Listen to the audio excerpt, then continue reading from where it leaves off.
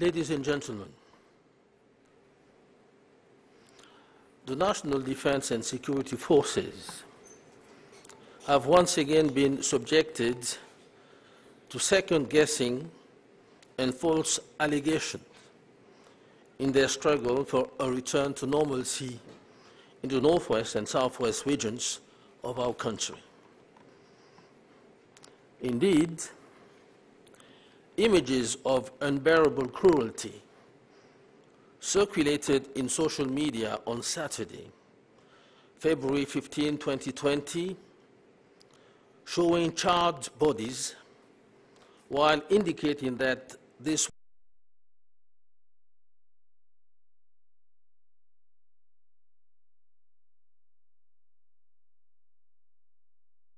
was Ndu subdivision in the Dongamantum division of the Northwest region.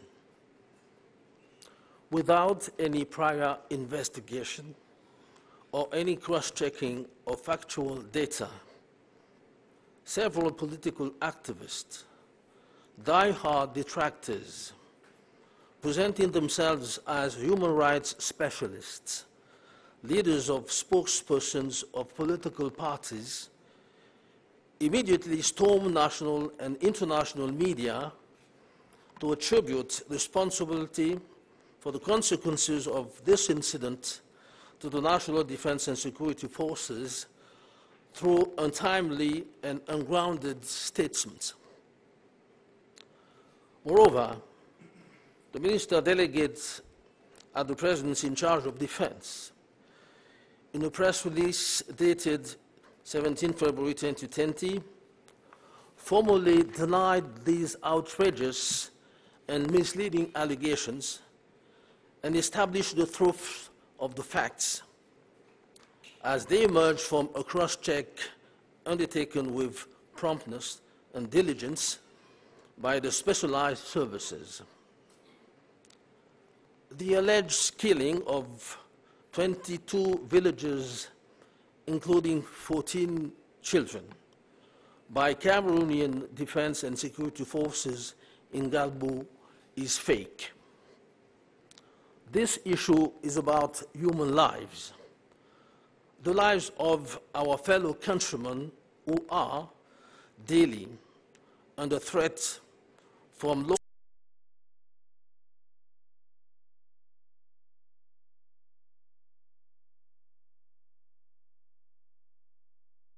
secure and protect. The government, through my voice, and following this denial, intends to clarify the situations as follows. For several months now, the National Defense and Security Forces have succeeded in taking control of and securing the Stombo Road junction, the flow pathway for all the illicit traffic that floods the Bui division in the northwest region, particularly the sub-divisional towns of Elak, Oku, Jakiri, Kumbo, Mbiam, Nkum, and Kor. The armed gangs that were wreaking havoc in this area, sowing terror and despair among the population, took refuge in a peripheral hamlet called Garbu to set up their rear base there and reorganize the racketeering of users while perpetrating unspeakable abuses on the road leading to Ntumbo. Alerted by the population, the Defense and Security Forces then deployed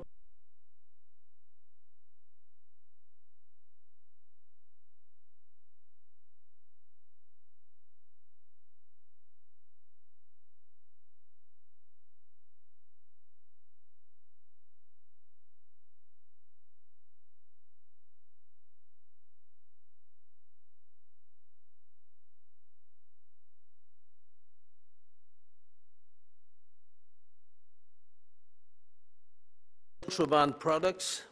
narcotics, and amulets, Elements of our defense forces were violently attacked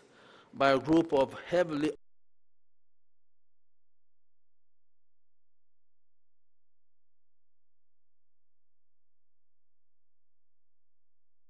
rigorously and professionally, neutralizing several assailants and routing other individuals from the armed secessionist group. During the clashes that took place, a fire broke out in a fortified shelter that contained explosives and flammable materials stored by the armed rebels. This led to blasts,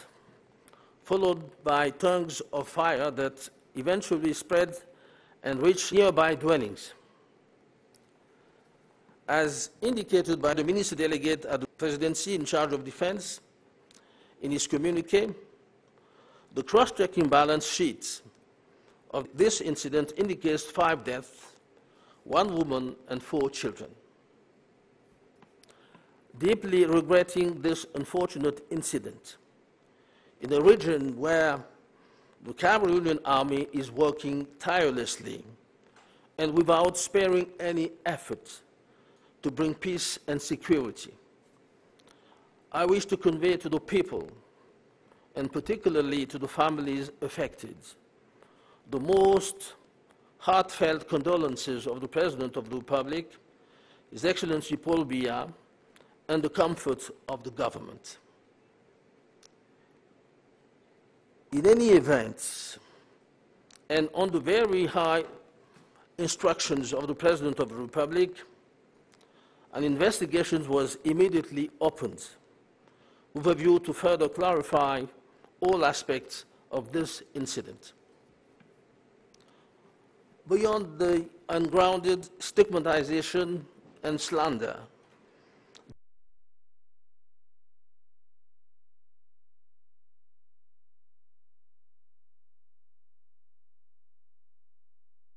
characterize our army, an elite army that is strong, credible, professional, and mature, and whose daily activity builds on the sacrosanct principles of respect for Republican institutions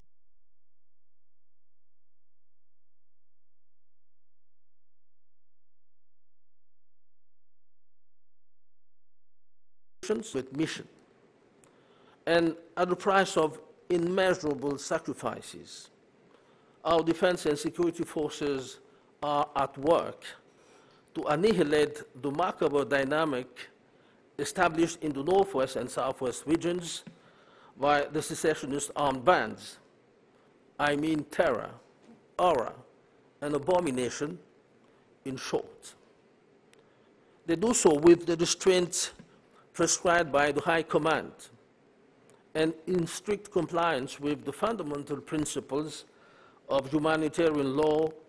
focused on the protection of vulnerable people, that is, women, children, the elderly, and the disabled. It should equally be emphasized that in fulfilling their Regalian mission,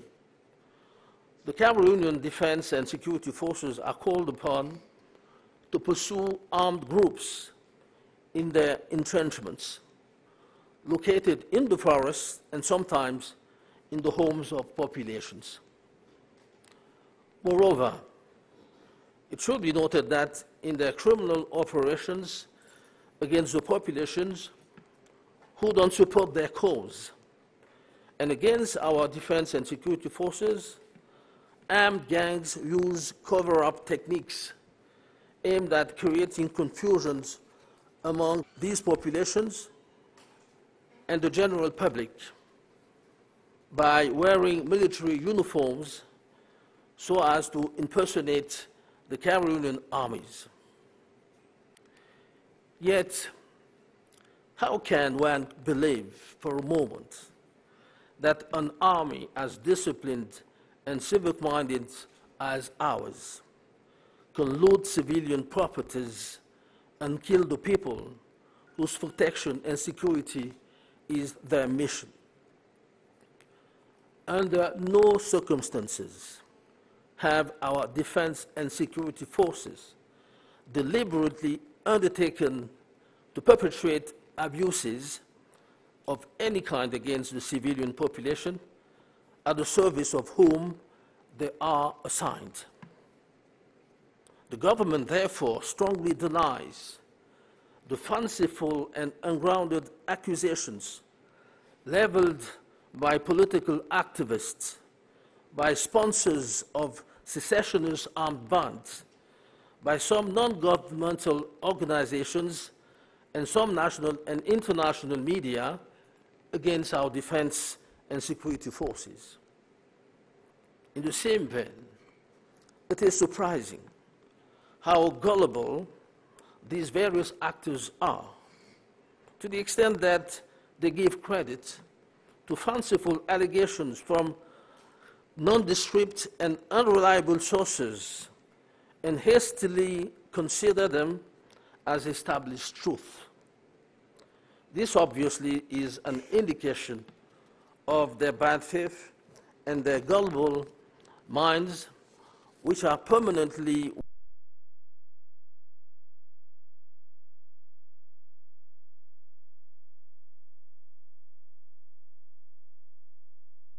these machinations aimed at damaging the image of Cameroon and systematically ruining the reputation of our institutions and our army at the very moment when the 9 February 2020 twin legislative and municipal elections have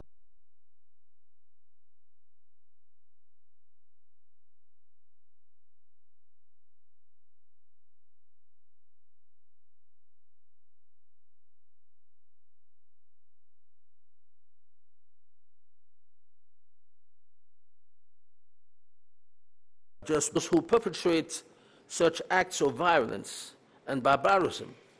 in the northwest and southwest regions, and who keep spreading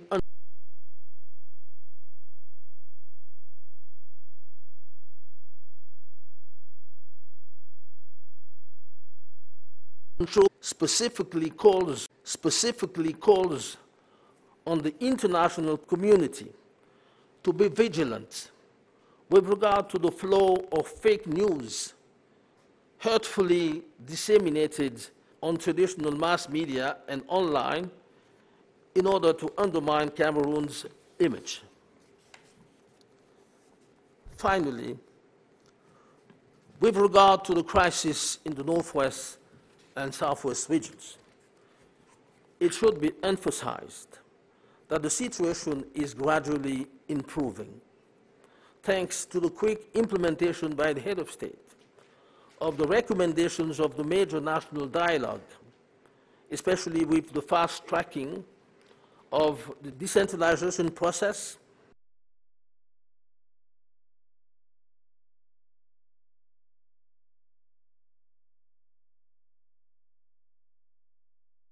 peace. The President of the Republic once again urged his young compatriots in the northwest and southwest, who have allowed themselves to be lured into armed gangs and who continue to maintain a climate of insecurity in these two regions, to lay down their weapons, like many who have already done so and who are living peacefully in our communities. It goes without saying that the effective commitment and involvement of these repentant sons and daughters of the Northwest and Southwest are instrumental in the process to restore peace, security, and social cohesion in the said regions and consequently on the national territory. The efforts undertaken and the measures taken by the head of state were generally welcomed and praised by all our fellow citizens.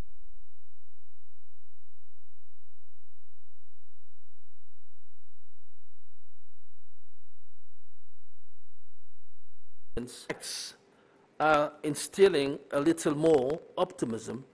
every day. Therefore, the government of the Republic, through my voice, launches a vibrant appeal to all so that everything possible may be done, not to stir up tensions, as some do, but to unfailingly support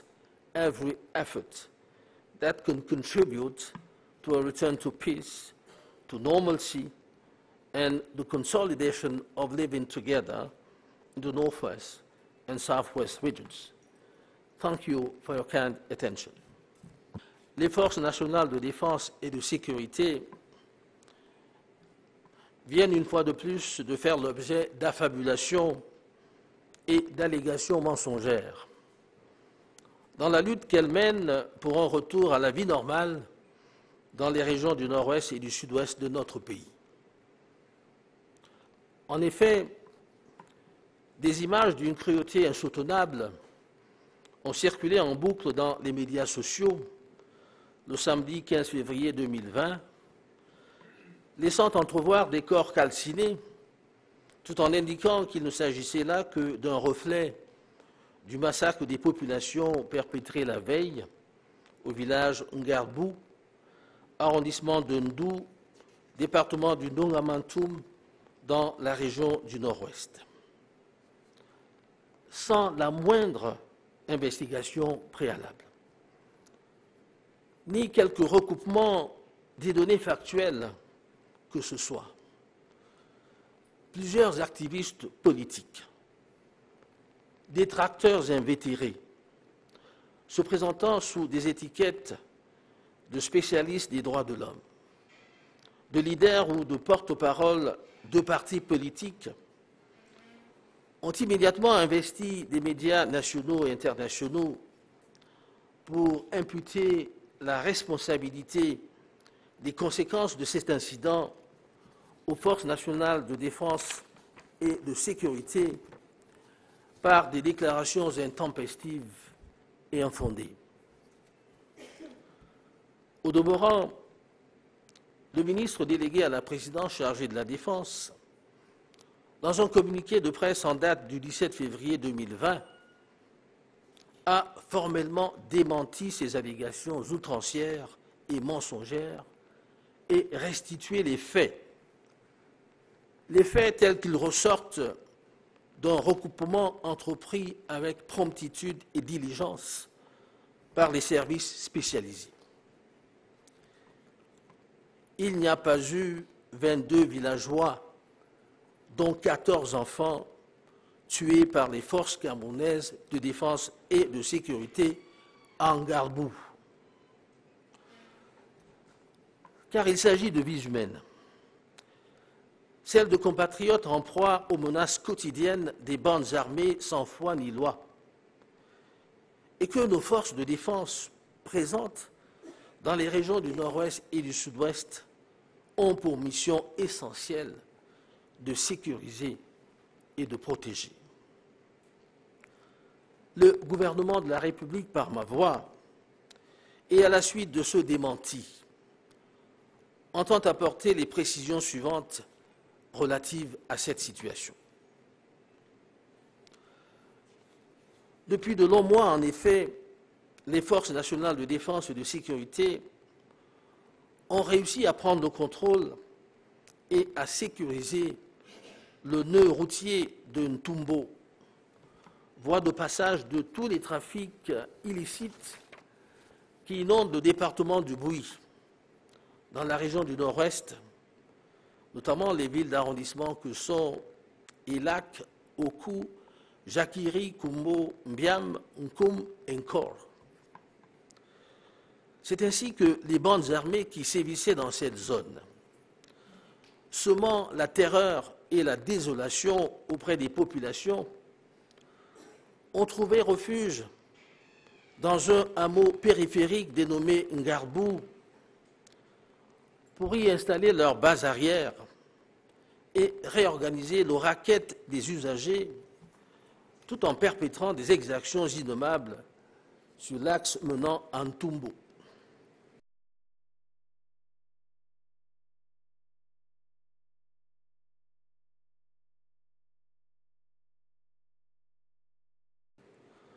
en opération de reconnaissance le samedi 15 février 2020. Dans le vif de l'action,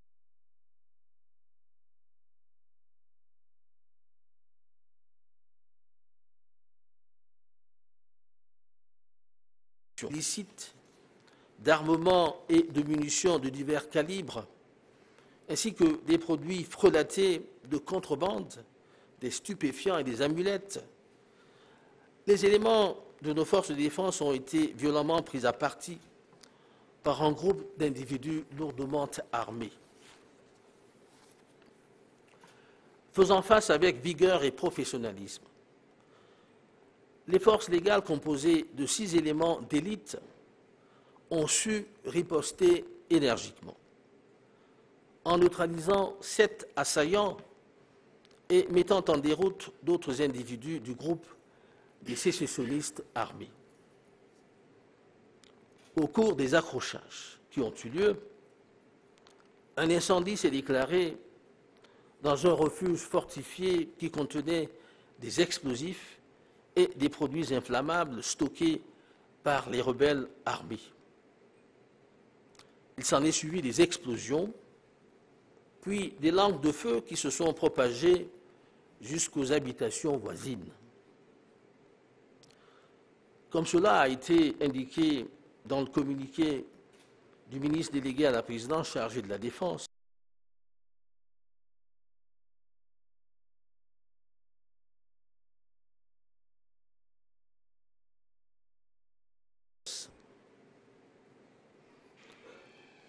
en regrettant profondément cet incident malheureux, dans une région où l'armée camerounaise s'emploie sans relâche et sans compter à ramener la paix et la sécurité, je veux ici transmettre aux populations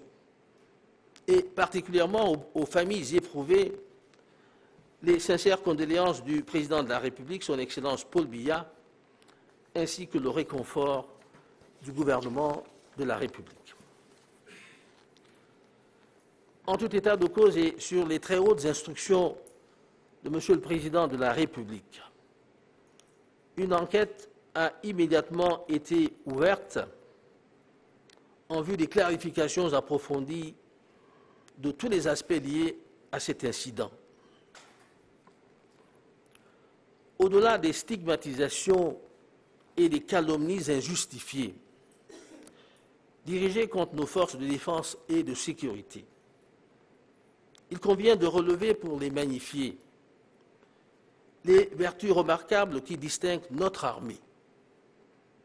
Une armée d'élite, une armée forte, crédible, professionnelle et mature, dont l'activité au quotidien repose sur les sacro-saints principes du respect des institutions républicaines et de la défense de la nation avec honneur et fidélité.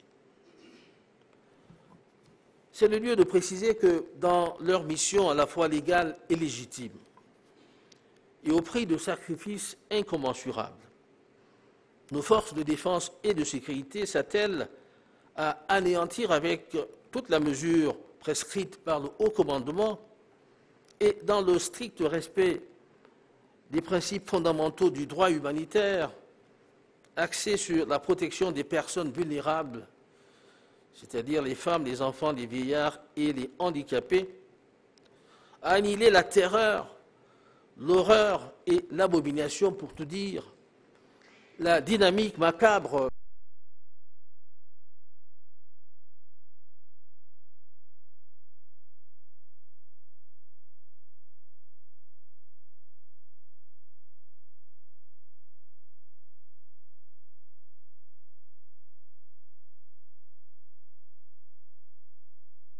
poursuivre les groupes armés dans leurs retranchements, situés dans les forêts et quelquefois dans les habitations des populations. Il convient de signaler par ailleurs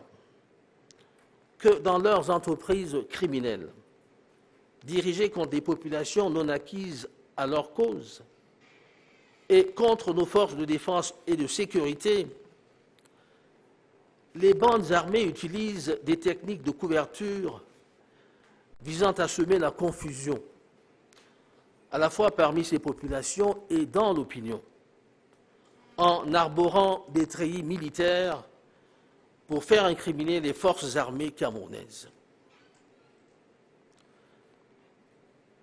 Or, comment penser un seul instant qu'une armée aussi disciplinée et aussi citoyenne que la nôtre puisse perpétrer des actes de pillage des biens civils et des massacres des populations dont elle a vocation à assurer la protection et la sécurité? En aucun cas, dans le nord-ouest et le sud-ouest, nos forces de défense et de sécurité n'ont entrepris délibérément de perpétrer des exactions de quelque nature que ce soit contre des populations civiles au service desquelles elles sont commises. Le gouvernement s'inscrit donc en faux contre les accusations fantaisistes et gratuites portées par des activistes politiques, par les commanditaires des bandes armées sécessionnistes, par des organisations non gouvernementales, ainsi que par certains médias nationaux et internationaux contre nos forces de défense et de sécurité. De même, il y a lieu de s'étonner de la crédulité de ces différents acteurs qui accordent du crédit à des allégations fallacieuses tirées de sources quelconques et dépourvues de toute fiabilité, au point d'en faire hâtivement des certitudes et des vérités établies, toutes choses qui traduisent leur mauvaise foi et leur état d'esprit voué en permanence à l'instrumentalisation et à la manipulation de l'opinion. Le gouvernement camerounais dénonce avec force toutes ces manœuvres dont la finalité est de nuire à l'image du Cameroun et de jeter systématiquement l'anathème sur nos institutions et notre armée, au moment même où viennent de se dérouler avec succès, transparence et équité sur l'ensemble du territoire national, des opérations de vote relatives au double scrutin législatif et municipal du 9 février 2020. C'est pourquoi le gouvernement en appelle à la responsabilité et à la solidarité de tous les pays amis qui continuent d'héberger les commanditaires de ces actes de violence et de barbarie dans les régions du nord-ouest et du sud-ouest, lesquels répandent sans cesse des contre-vérités sur la situation réelle dans les régions concernées et sur l'ensemble du territoire national. Le gouvernement camerounais en appelle particulièrement à la vigilance de la communauté internationale au regard du flux des fausses informations diffusées de façon pernicieuse à travers les masses médias classiques et cybernétiques dans le but de nuire au Cameroun. Enfin, s'agissant principalement de la crise dans les régions du nord-ouest et du sud-ouest, force est de constater une amélioration progressive de la situation grâce à la prise en compte et à la mise en œuvre rapide par le chef de l'État des recommandations issues du grand dialogue national, avec notamment à la clé l'accélération du processus de décentralisation et l'octroi d'un statut particulier à ces deux régions. En outre, fidèle à sa volonté de paix, le président de la République vient une fois de plus de lancer un appel pressant à ses jeunes compatriotes du nord-ouest et du sud-ouest qui se sont laissés enrôler dans des bandes armées et qui continuent d'entretenir un climat d'insécurité dans ces deux régions, à déposer les armes, à l'exemple de ceux nombreux qui l'ont déjà fait